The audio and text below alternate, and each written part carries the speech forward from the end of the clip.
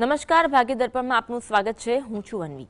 જો માણસની દાનત ચોખ્ખી હોય તો ભગવાન કોઈને કોઈ રૂપમાં મદદ જરૂર કરે છે. તો આજના સુવિચાર સાથે શરૂ કરીશું આજનું ભાગ્ય દર્પણ.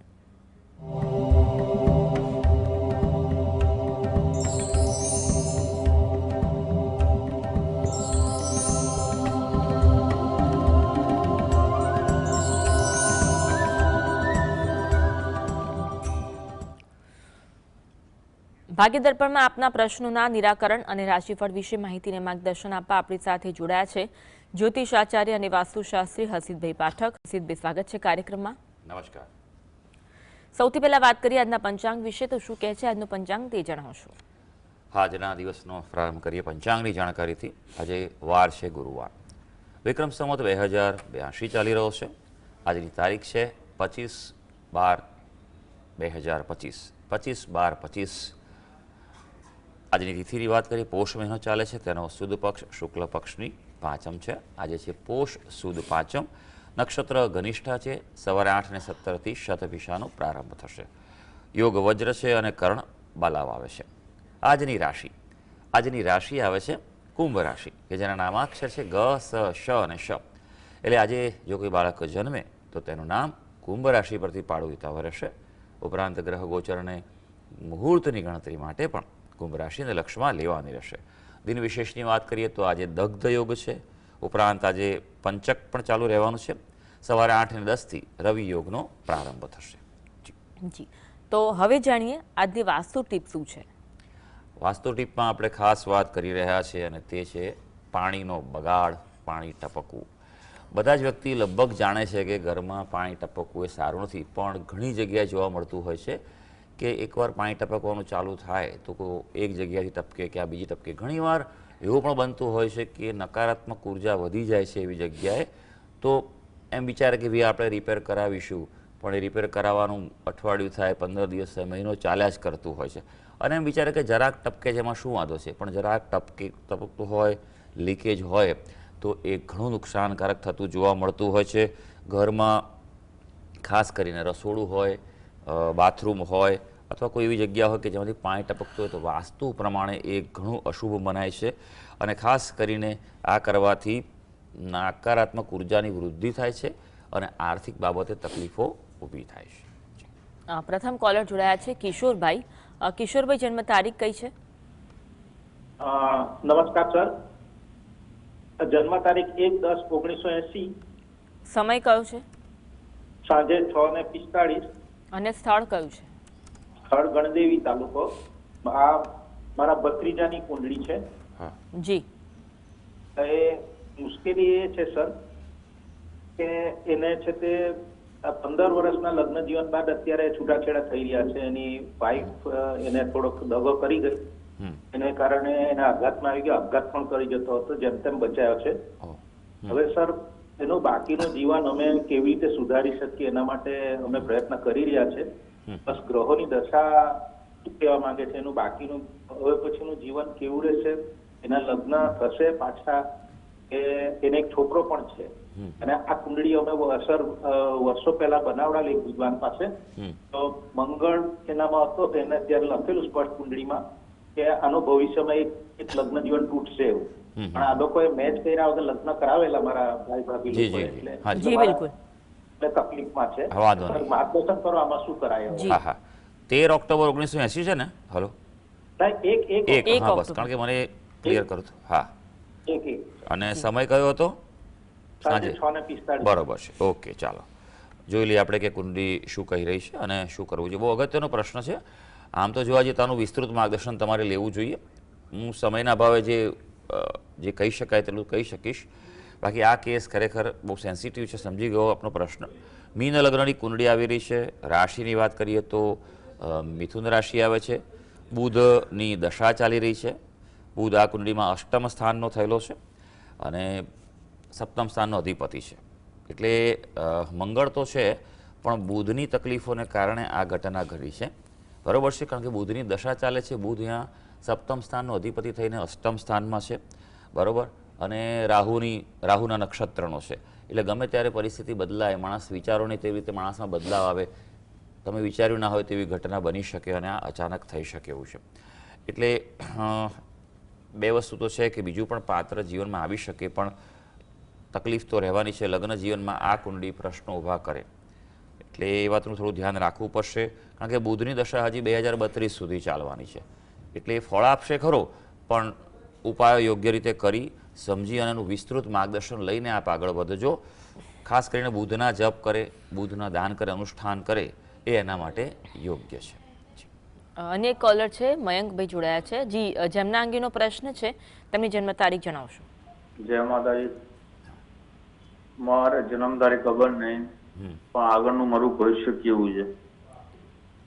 અચ્છા, શું નામ છે આપનું ભાઈ? મયંકભાઈ બોલું છું. મયંકભાઈ, શું કરો છો આપ?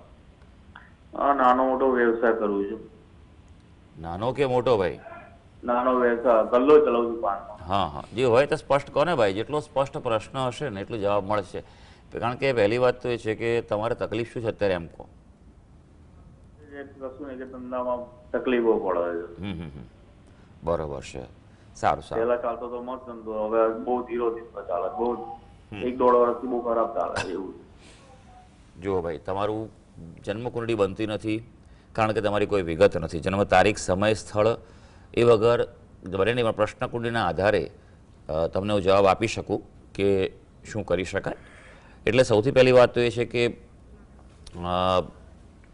અહીં થોડોક સમય છે તે પ્રતિકૂળતાવાળો બતાવી રહ્યો છે. 2026ના મધ્યભાગ સુધી થોડી તકલીફ છે, ત્યારબાદ તમને રાહત રહેશે. એપ્રિલ મે મહિના બાદ તમને થોડો સુધારો જોવા મળી શકશે. એટલે એ વાતનું ધ્યાન રાખજો, થોડી ધીરજ કેળવજો, એ આપના માટે ખૂબ જરૂરી છે. 2 ઉપાય આપ ખાસ કરો. સૂર્યની આરાધના કરો, રોજ સવારે સૂર્ય ભગવાનને જળ ચડાવો. ઓમ હ્રીમ સૂર્યાય નમઃના બને તેટલા વધારે જપ કરો, બરાબર. અને નિયમિત શિવજીની ઉપાસના કરો અને બીલીપત્ર ચડાવો. બને તો દરરોજ જાઓ મહાદેવજી મંદિરે, દૂધ અને જળ ચડાવો. ન થાય તો સોમવારે તો ખાસ જાઓ અને શિવ મહિમ્ન સ્તોત્રનો પાઠ કરો. અને તમારા ઘરમાં અને તમારી જગ્યાએ શુદ્ધ ગુગળ, ચોખ્ખા ગુગળનો ધૂપ કરજો. આટલું કરશો તો અનુકૂળતા વધી શકશે. જ્યોત્સનાબેન જોડાયા છે. જ્યોત્સનાબેન, જન્મ તારીખ કઈ છે? હાલો, જન્મ તારીખ ખબર નથી. મારું નામ છે જ્યોત્સનાબેન. જી, પ્રશ્ન કયો છે? હા, પ્રોપર્ટી બેન છે, પલાટ લઈ, મકાન લઈ કે બીજી વસ્તુ. તમારો પ્રશ્ન જ્યોત્સનાબેન સ્પષ્ટ થતો નથી, ફરી એકવાર પ્રશ્ન જણાવશો. એ પ્લોટ લેવો છે, પ્લોટ લઈ કે મકાન લઈ કે કોઈ ઘરેલું લઈ કે શું લઈ એમ. સારું સારું. પ્લોટ લેવો કે મકાન લેવો કે જમીન લેવો પ્રશ્ન છે બેન. જુઓ, પહેલી વાત તો એ છે કે તમારું પણ કોઈ વિગતો નથી, એટલે જન્મકુંડળી કે એવું તમારો રાશિ શું છે એ પણ ખબર નથી હોતી. આગળના પણ જાતકનો પ્રશ્ન તે પ્રમાણે આપણા પણ પ્રશ્નનો જવાબ આપી શકીએ કે શક્યતાઓ એમ કહેવાય કે જમીનની વધારે છે, પણ એ જમીન પર થોડું નાનું ઘણું બાંધકામ કરવું પણ આવશ્યક છે. એટલે બાંધકામવાળી વસ્તુ એ તમને ફળે, પણ એવું મકાન લેવું કે જે જમીન પર હોય, બરાબર છે, એ તમારા માટે સારું છે. થોડી ઉતાવળ ના કરતાં 4-6 મહિના જવા દેજો, બરાબર. જૂન મહિના પછી લેશો એ તમારા માટે વધુ અનુકૂળતા આપી શકશે. જી, હવે વાત કરીશું રાશિફળની. રાશિ મંડળની પ્રથમ 3 રાશિ મેષ, વૃષભ અને મિથુન, આ રાશિના જાતકોનો આજનો દિવસ કેવો રહેશે?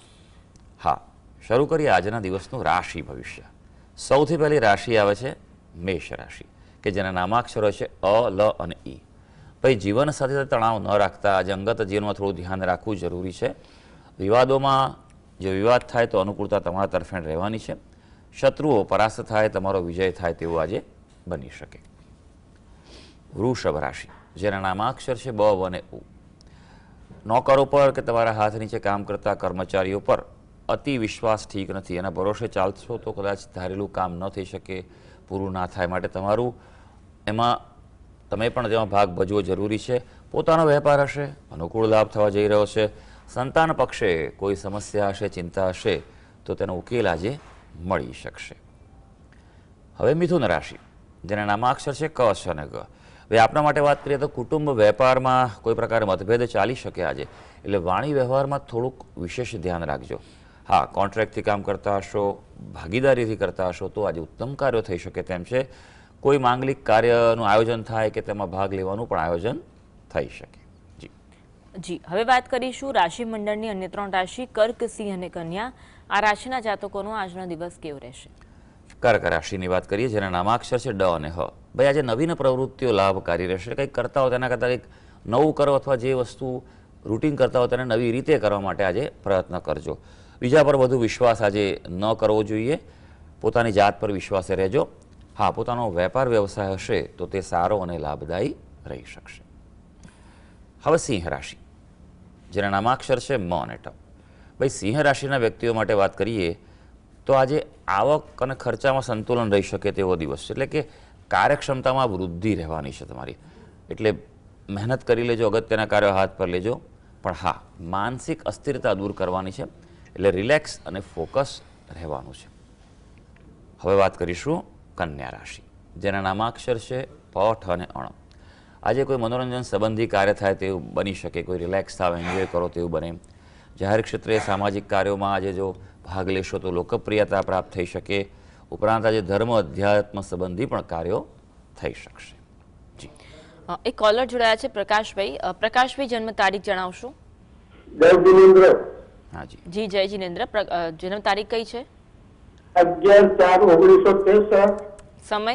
જન્મ સમય સવારે 4:30 અને વટામણ ગામ ધોળકાની બાજુમાં. પ્રશ્ન કયો છે? બસ હવે પાછળની લાઈફ કેમની છે? તમારે જાણીને શું કરવું છે પ્રકાશભાઈ? તમે સારા કાર્યો કરો જ છો ને ભાઈ, બરોબર ને? તમે નિયમિત કોલર પણ છો, ઘણીવાર તમે કોલ કરો છો. અને તમારી જે કહી શકાય કે કુંડલી પ્રમાણે અત્યારે શુક્રની દશા ચાલી રહી છે. આવનારો સમય સારો છે. કન્યા રાશિને થોડીક અત્યારે તકલીફ છે, કારણ કે 12મા સ્થાનમાં કેતુ છે. એટલે આજે નવેમ્બર મહિનો 2026ના નવેમ્બર મહિના સુધી થોડી ઉતાર ચઢાવ રહી શકે તેવું છે. એટલે કોઈ રિસ્કનું કામ ન લેતા, અગત્યનું કામ હોય હાથ પર તો યોગ્ય સલાહ લઈને આગળ વધવાની તમને સલાહ છે. જી, હવે વાત કરીએ તુલા, વૃશ્ચિક, ધન. આ રાશિના જાતકોનો આજનો દિવસ કેવો રહેશે? હા, આગળ વધીએ, વાત કરીએ તુલા રાશિની. તુલા રાશિના જાતકો, જેના નામાક્ષરો છે ર અને ત. આજે કળાત્મક કાર્યોમાં વિશેષ ચિંતન યોગ છે. કળાનું હોય, સર્જનાત્મકતા હોય, સંશોધનના કાર્ય હોય, તેમાં આજે વિશેષ સફળતા પ્રાપ્ત પણ થઈ શકે છે. કોઈ શારીરિક સમસ્યા ચાલતી હશે, રોગ ચાલતો હશે, તેમાંથી આજે રાહત મળવાના પણ યોગ દેખાઈ રહ્યા છે. અને જો વિવાદ ચાલતો હશે તો નિર્ણય તમારા પક્ષમાં આવવાની સંભાવના છે. હવે વાત કરીશું વૃશ્ચિક રાશિની, જેના નામાક્ષર છે ન અને ય. આજે વિશિષ્ટ મહત્વપૂર્ણ કાર્યમાં સમય પસાર થાય તેવું બની શકે. આજનો દિવસ એ તમારા માટે અનુકૂળતા આપી રહ્યો છે. પણ જીવન સાથે સાથે ક્યાંક મતભેદ ઊભા થાય એટલે એ બાજી તમારે સંભાળવી પડશે. મિત્ર વર્ગથી અનુકૂળતા રહેવાની છે. ધનુ રાશિ, જેના નામાક્ષર છે ભ, ધ, ફ અને ટ. કોઈ પ્રકારના રોકાણમાંથી લાભ થાય એવું આજે બની શકે. એટલે પહેલાં કોઈ પૈસાનું રોકાણ કર્યું હોય, ક્યાંક મહેનત કરી હોય, એનું આજે લાભ મળે, રિટર્ન મળી શકે. આજે આત્મવિશ્વાસ તમારો વધવાનો છે. પણ વધારે પડતો આત્મવિશ્વાસ ન થાય તેનું ધ્યાન રાખજો, કે નહીં તો પછી વિવાદો તમારી રાહ જોઈ રહ્યા છે. આજે વિવાદોથી બચવાનું છે. એક કોલર જોડાયા છે વિનોદભાઈ. વિનોદભાઈ, જન્મ તારીખ જણાવશો? વિનોદભાઈ, જન્મ તારીખ જણાવશો? 1/6/1970. સમય જણાવશો? સાંજે 4 થી 6 માં. સ્થળ કયું છે? હા જન્મ સ્થળ જણાવશો? ખેડા જિલ્લાનું કાળવેલ ગામ. પ્રશ્ન કયો છે? પ્રશ્ન બસ હવે અત્યારે જોબ કરું છું. કઠલાલ તાલુકાનું કાળવેલ ગામ. ટીવી નો અવાજ બંધ કરીને પ્રશ્ન. કાળવેલ ગામ. આપનો પ્રશ્ન. બસ આગળનું આ જીવન કેવું રહેશે? જી, જીવન તો ઘણું બધું લાંબુ કહી શકાય ભાઈ, કારણ કે રાહુની દશા અત્યારે ચાલે છે. 2028માં બદલાશે, ત્યારબાદ ગુરુની દશા આવશે. રાહુ મહારાજ જે છે આપણા પંચમ સ્થાનમાં છે, એટલે મહેનત કરાવશે આપણા પુત્રો સંતાનો બાબતે કોઈ તકલીફો ઊભી થઈ શકે. 2028 સુધીના સમયમાં તેવું બની શકે. ત્યારબાદ ગુરુ મહારાજની દશા આવશે. ગુરુ મહારાજ લગ્નમાં છે અને એ ઉત્તમ ફળ આપી શકે તેમ છે, કારણ કે ત્રીજા સ્થાન અને છઠ્ઠા સ્થાનમાં છે. એટલે આવક તમારી મહેનત પ્રમાણે તમને પ્રાપ્ત થઈ શકે. પણ 2028 પછી થોડાક શારીરિક તકલીફોનો સામનો કરવો પડે. પેટનું, પાચનને લગતી કોઈ સમસ્યાઓ ઊભી થાય. નિયમિત રીતે તમારે કસરત પ્રાણાયામ કરવા આવશ્યક છે. તમારામાં થોડી આળસ રહી શકે અને તમારી અંદર જે ઈગો અહમ છે તેને દૂર કરવાનો પ્રયત્ન નિયમિત કરજો. નિયમિત સેવા કાર્ય કરશો તો લાભ થઈ શકશે. જી, હવે વાત કરીએ રાશિમંડળની અંતિમ 3 રાશિ મકર, કુંભ, મીન. આ રાશિના જાતકોનો આજનો દિવસ કેવો રહેશે? મકર રાશિની વાત કરીએ, જેના નામાક્ષર છે ખ અને જ. ભાઈ, આપના માટે માતૃપક્ષ તરફથી મદદના યોગ છે. તમારા પિયર કે મોસાળ તરફથી તમને લાભ થઈ શકે. રોકાણ વગેરેથી બચવું, પણ આ જે ખાસ સલાહ છે, કોઈ એવો ઇન્વેસ્ટમેન્ટના નિર્ણય ન લેતા. કાર્યક્ષેત્રે સામાન્ય વિઘ્નો આવી શકે, માટે થોડુંક એક્સ્ટ્રા આયોજન કરવું પડશે.